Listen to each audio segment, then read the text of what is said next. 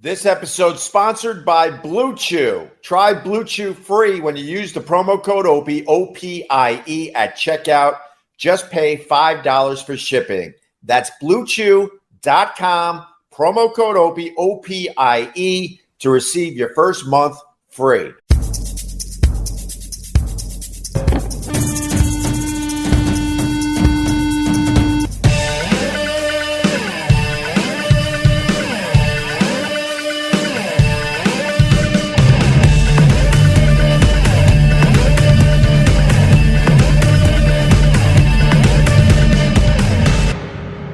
We are at Gebhards, Tuesdays at Gebhards.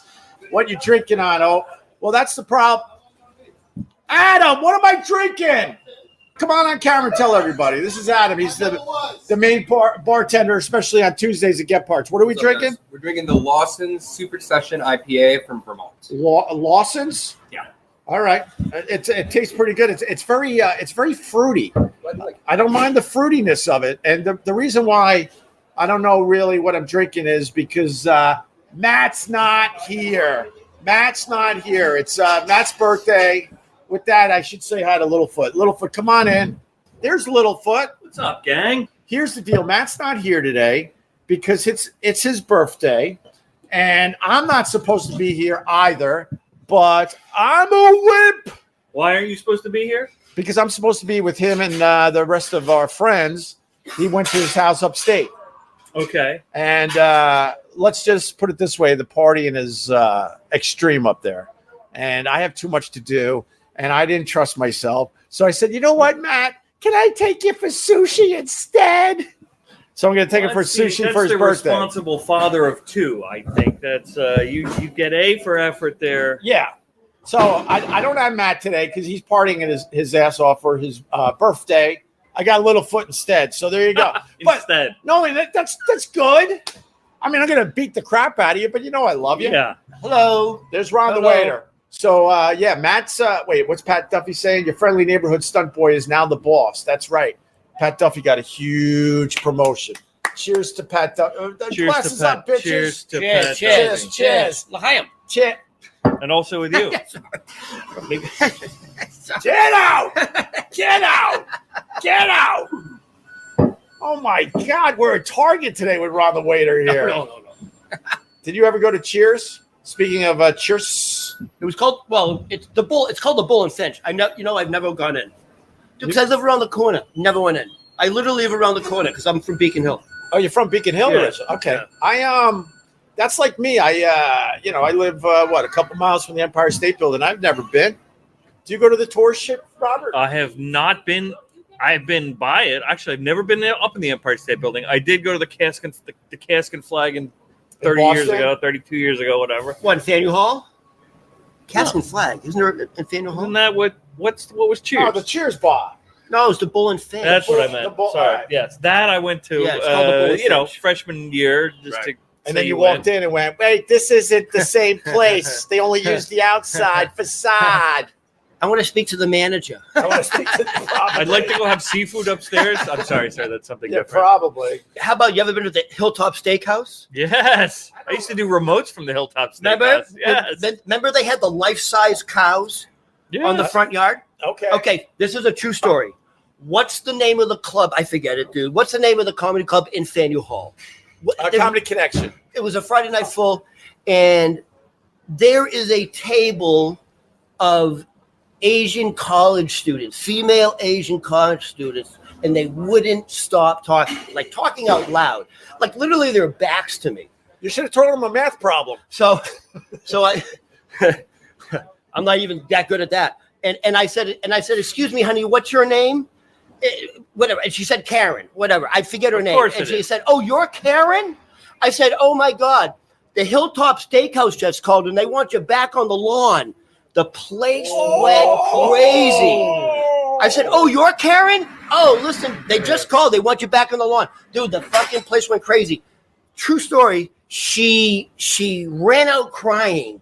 One of her friends gets on the stage and we're wrestling with the microphone. And it turns out her father's in the Yakuza. He's been running ever since. The bouncer takes the microphone away from me and goes, get the fuck off the stage. you. Yeah.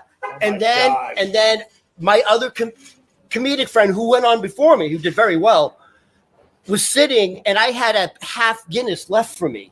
And I go to reach for the Guinness, and the bartender takes it and puts it down the sink and goes, fuck off the lot of ya. Just fuck off the lot of ya. And I'm like, dude, it's comedy. Yeah, that's my Hilltop Steakhouse story. I like it. We got John Court's down there in Philly. What's up, John? John Courts. John will be making it Tuesdays at Gebhards one of these days.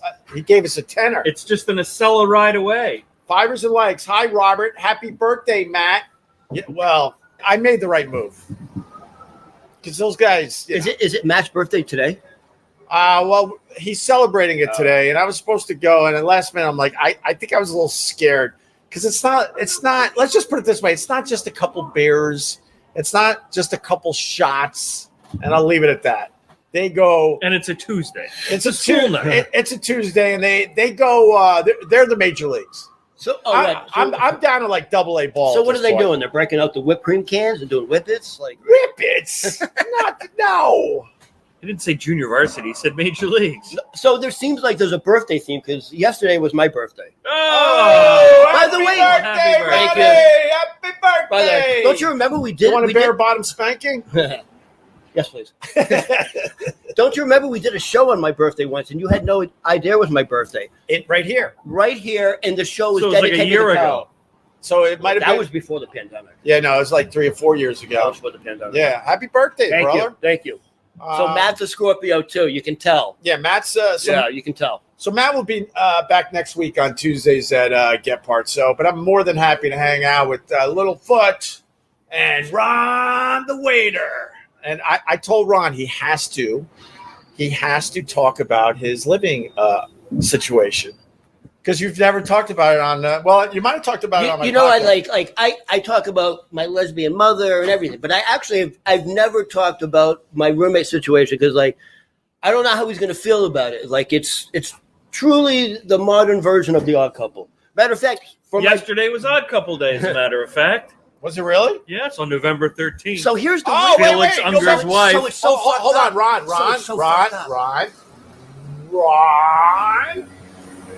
What? On November 13th, Felix Unger's wife suggested that he leave and never return. I might have the line off a little bit. And that was November 13th? November 13th. So November 13th is in here, New York City, is Odd Couple Day. And do you know where the opening of that show was filmed? Like right around here, right? Yes, Lincoln Center area. Yes. All right, back to you, Ron. So first, you live. Are you the Oscar or are you the Felix? I am 100% Oscar Matterson. I am fucking gross.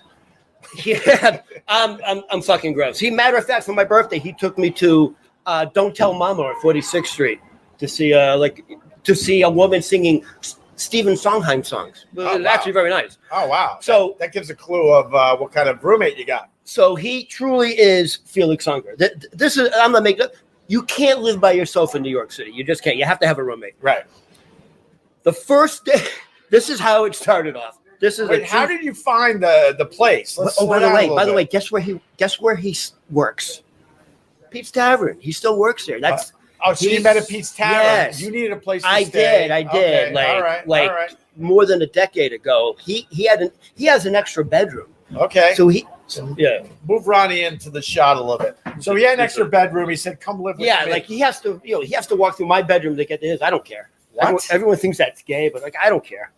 Well, you mean that in the 1920s way? No, everyone thinks dude, you're gonna wake up with his penis on your pillow. He relaxed. Everyone's fucking relaxed, dude. No, but he does. He has to walk through my bedroom to get to his. So okay. Yeah. Anyway, well, that is a little weird, but that is New York City. Whatever. Dude.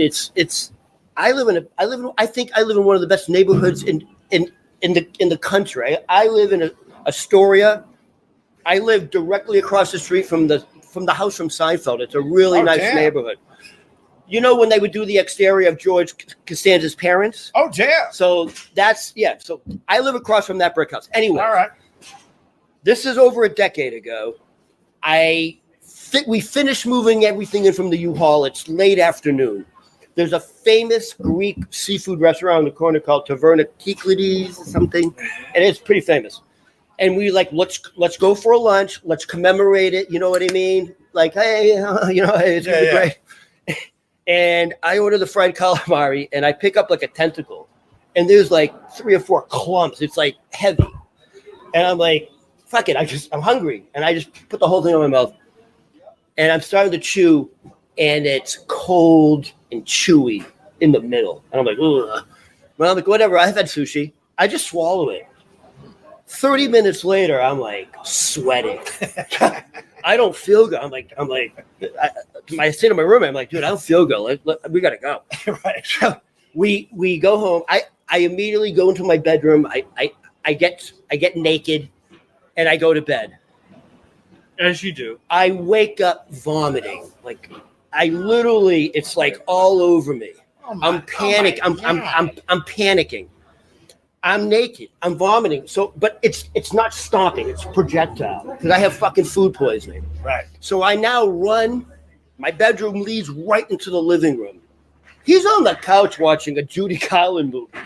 I come running. Judy Garland movie? Judy Garland. Oh, Judy Garland. You know, like Wizard of Oz. Sure. He actually has a collection. He does. He has. All right. So, and I'm now running through the living room with my hand like covering this. Yeah. And my hand is like this. I'm trying to keep it in, and it's going through each finger slot like a sprinkler. And you can hear it splattering off of shit. Oh my God! You got the flat screen television. You can hear it. You can hear it hitting the flat screen television, like pop, pop, pop, pop, like. And on one side of the flat screen television, he has a collector's edition of leather-bound Harry Potter books. You can hear it hitting the leather. On the other side is a bookcase of Judy Garland memorabilia and Wizard of Oz stuff. One of the squirts like knocks over one of the dolls. I can only imagine what he's thinking. I am now entering the kitchen. I'm trying to go to the bathroom. You have to go through the kitchen to get to the bathroom. Oh. It's now you can hear it hitting off the fridge. So I'm like, fuck it. Let me start off in the sink in the kitchen. It's filled with dirty dishes. So right. I'm like, so it's now splattering my face. So now there's a little hole, and then there's the bathroom. I finally make it to the bathroom. I fill the sink and I clog it. I am just covered. And I'm like, I don't feel good. I cover myself. I walk slowly through the kitchen. It's everywhere. It's everywhere. I walk through the living room. I stop. And I look at it. By the way, like it's in my hair, my chest hair, my pubes. It's in between my toes. Oh my God. And I just turn and I look at him. I'm like, man, I'll clean it later. I'll clean it later. And I go to bed. But first of all, I look at him. This is what he's doing. Like that. He's surveying he's like this. He's trying to figure out. He looks like he's in shock. I think he's nonverbal. I say, listen, I just go back to bed. When I wake up, everything's clean and shiny. It's like da da da da da da da. It's literally like everyone's like, and everyone knows. We worked at the same place. Everyone's like, Steven, like, how the fuck do you do it? How do you deal with Ron the waiter? He does drink a lot. This episode sponsored by Blue Chew. Try Blue Chew free when you use the promo code Opie, OPIE at checkout. Just pay $5 for shipping. That's BlueChew.com, promo code Opie, OPIE, to receive your first month free. And we all know what Blue Chew is, right? It's a unique online service that delivers the same active ingredients as Viagra and Cialis, but in chewable tablets and at a fraction of the cost. Imagine that. Chewable tablets that can supercharge your performance. The best part, you can take them anytime, day or night. So whether you want to plan ahead or be ready whenever an opportunity arises, wink, wink, nudge, nudge, Blue Chew has got you covered. Okay, here's how it works. You sign up at BlueChew.com. You consult with one of their licensed medical providers. And once you're approved, You'll receive your prescription within days. No more awkward conversations with the doctors or waiting in line at the pharmacy. It's all done online, discreetly and conveniently. Oh, and by the way, it comes to your house in a discreet package. It doesn't say like boner pills on the side of the box. And they always say first impressions are important. What about lasting impressions? Blue Chew can help you leave a lasting impression where it counts. But does it work, or are you just saying all this to get a few bucks for your podcast? Man, you don't have to take my word for it. Try Blue Chew free for a month and see for yourself. Trust me, you're gonna love it. Did I mean that? All right, here's the exclusive offer for you. Try Blue Chew free when you use the promo code Opie, OPIE at checkout. Just pay $5 for shipping. That's BlueChew.com. Use the promo code Opie, OPIE, to receive your first month free. Once again, BlueChew.com, promo code Opie, OPIE, to receive your first month free. And he's a gay gentleman? Yeah. Have you ever, just because for the goof? Or he's caught me a few times. With what? Because he has to go through my bedroom. He's caught me, having private time with myself. He has. He does this. Like he'll go through. He'll go. I don't know when he's coming and going. So you play, pun intended. So you basically play oopsie with him, like knowing when he's coming. Like, oh, oops, I didn't know you were coming. Splish splash. Oh my! Does he bring gentlemen home and all that? No, he apparently he had a relation. He had a long-term serious relationship with a Marine, and since he's never had a relationship since. But that was before I moved in. But the Marine wrecked him, I guess. All right. By the way, being a Marine back then, there was no ask, no tell. Like you couldn't, you can't say it at all. I mean, my roommate's 67 years old. Honestly, I live with Felix Unger. That's I do. I really do. Do you ever do anything like normal? Like, I mean, just the story of you getting sick is epic. Like you live an epic life, don't you? Can I tell you the one time I actually cried? I was blind drunk, and I did a fucking Chris Farley, and he had one of these, but it's not a stool. It was a table, right? And on the table was his mother's plant from her. She's dead, Wait. So when you mean you did it, Chris Farley, because when you say Chris Farley, it could be many things. So we're talking about when he was the motivational speaker, like when he's going through. You know when Chris Farley goes through tables. Yeah, sure. I actually cried because he cried. What happened? Because his mother wasn't in the plant fertilizing it. I was blind drunk. It was not just like it was the plant from her garden, and it was the last living thing he had of her. Like, you know what I mean? Right. It was like almost like an heirloom, and it was in this beautiful, like, blue and white china fucking pottery bowl.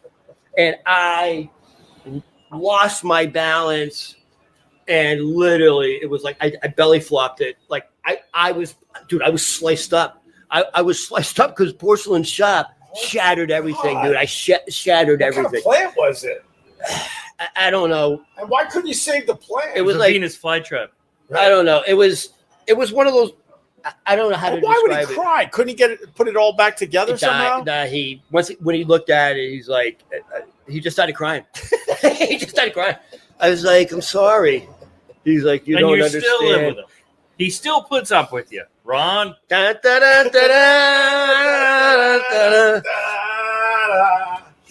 begs me to clean the bathroom. He what? He begs me to clean the bathroom. He's like, if you want to give me a present, if you want to give me a Christmas present or a birthday present, just clean the bathroom. That's all he wants is for you to clean the bathroom? No present. You got no present. I'm pretty bad. I probably should up my game a little bit. I had a crazy roommate when I was living in Geneseo. We lived there for the summer, and we rented a house. It was three of us and three girls. And where? Geneseo, Italy, upstate New York. Oh, I'm not from here. Outside Rochester. Oh. I wish I went to school in Italy. Doesn't that sound like a Italian. I know it's part of the State University of New York system. I'm from Boston. See, this is where Littlefoot looks down at me because he went to Emerson and I went to Geneseo. No, Geneseo's great. Well, now it is, but back then it was a drinking school. Aren't they all now? Oh no, you can't. No, do that Geneseo, anymore. they call it the Ivy League of the SUNY system. Any upstate college is a drinking school. Suburban, it's crazy. Of course. But we lived there for the summer. 3 girls, 3 boys, and one of them was batshit crazy, liked the Grateful Dead, and liked to put a stick in a cup of dirt and dance in the rain. Yeah, that's the reaction I was looking for. Yes, like what? Yes. And then I got 2 stories with her. So the first one, I was going on a little date. Every once in a while, you remember this in college, right? You didn't. You went to college. Every once in a while, you would dress up for a gal, and you might have to like iron a shirt or something, right? So I needed an iron. You had your blue Oxford J. Crew shirt.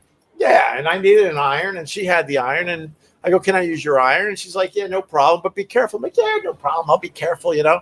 I start ironing, and she kept checking on me as I'm ironing, like, "No, really, be careful." And she's getting crazier and crazier. And next thing you know, as I'm ironing, she goes, "No, be careful." Grabs the iron like from some psycho movie. And now I'm wrestling the iron with her because I don't know if she's going to hit me in the head with it. right. But something in her head, like she was convinced that all hell was going to break loose because I'm using her iron. And she grabbed it. Now we're doing a tug of war. The iron is red hot. So that was the first story. And then, she's a little nuts. Yeah. So this is the best. This is the best story, though. So all of a sudden, in the house, we started smelling something that was a little rank. And, you know, we're college kids or sort of college kids. We might have graduated and stayed an extra summer, whatever. So we're looking around. Where the hell is the smell coming? Is it leftovers? Is it something somebody threw behind the couch? I think I know what you're going to say. Did someone, shit their pants? No, it wasn't that. Oh, she didn't shit? So the smell as the days went on got more and more rank. And we're like, something's dead. Something's dead in our house. So me and I think it was Buzzy. Me and Buzzy, we decided to explore. So we get a flashlight and we're following the smell. And it's so bad. Like literally we put Vicks under our nose and we're holding our face like, oh my God. We realize it's down in the basement of the house. And the basement's dark with a dirt floor. And now we're smelling like, okay, it's definitely down here, right? So near the boiler, we're like, it's something around the boiler. We get closer and closer. The smell is so fucking bad. We're ready to pass out and give up on this whole thing. Laying right next to the boiler was a dead, bloated cat. Now, the story goes that we finally got from her, and this was after they dragged her away in a straitjacket, by the way. Christ. You're lucky. The story we got finally was the fact that she saw a dead cat on the side of the road and felt bad for it and decided to bury it in our house next to our boiler. It had like little flowers and stuff around it. Yeah. And then so she didn't do a good job of burying it. No, she just placed it and gave it a little. It looked like a roadside. But it looked like she gave it some kind of ceremony and then left some little flowers around it. Nothing crazy, some wild flowers. That sounds like the type of person that when you wake up, she's over you with a knife going, "Oh yeah, I told you not to fuck with the iron." No, the iron thing was a clue because she was freaking out that something bad was going to happen with the iron. She needed a backup. Like, I can't let go of this iron because I don't know if she's going to hit me in the head. So the last straw, she was getting crazier by the day, and she would start screaming and yelling as she's wandering around the house manically. She's schizophrenic. Probably. Yeah. We're tough guys. I was in a fraternity. We were fighting every weekend, like just stupid shit. We weren't scared of much back then. We were scared shitless of this girl. We were scared shitless of her. And she had a manic episode that was so bad.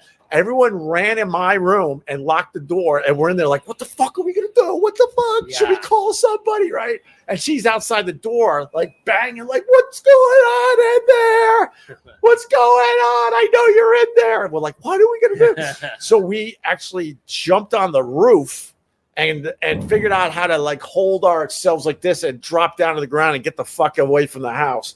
And then, long story short, I forgot how it ended, but we had to call the authorities. And they dragged her away in a straitjacket.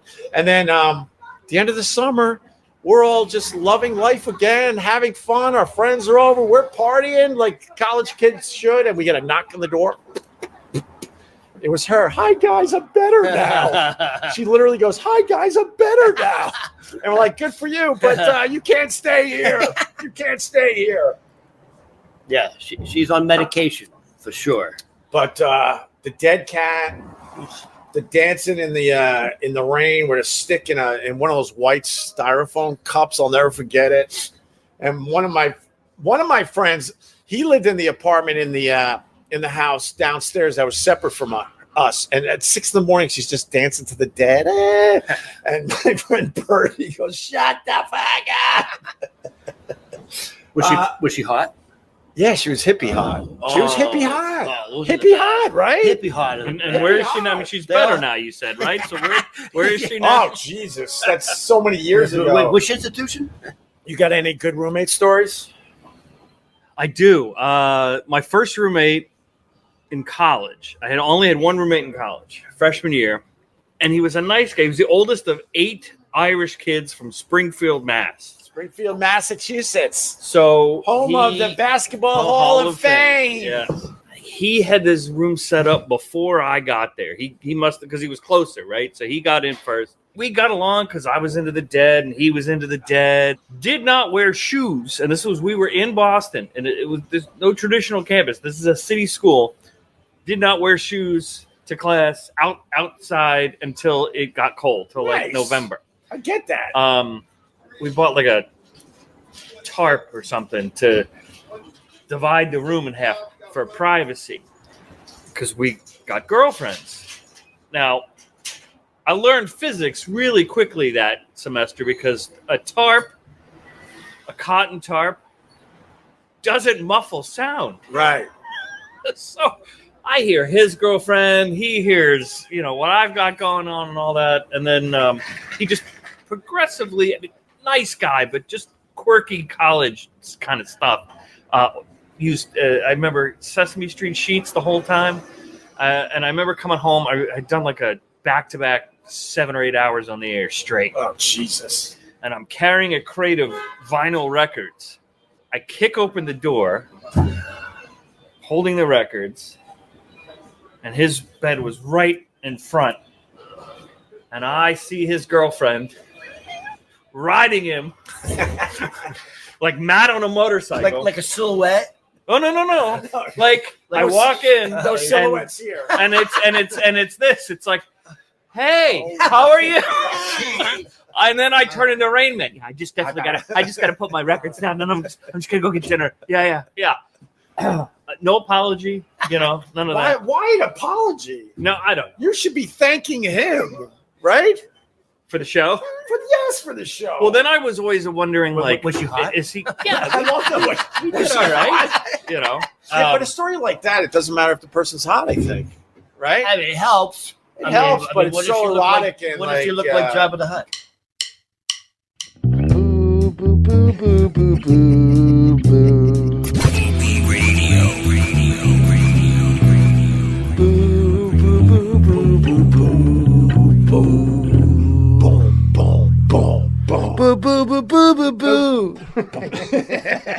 Boo, boo, boo, boo, boo, boo, boo, boo, boo, boo.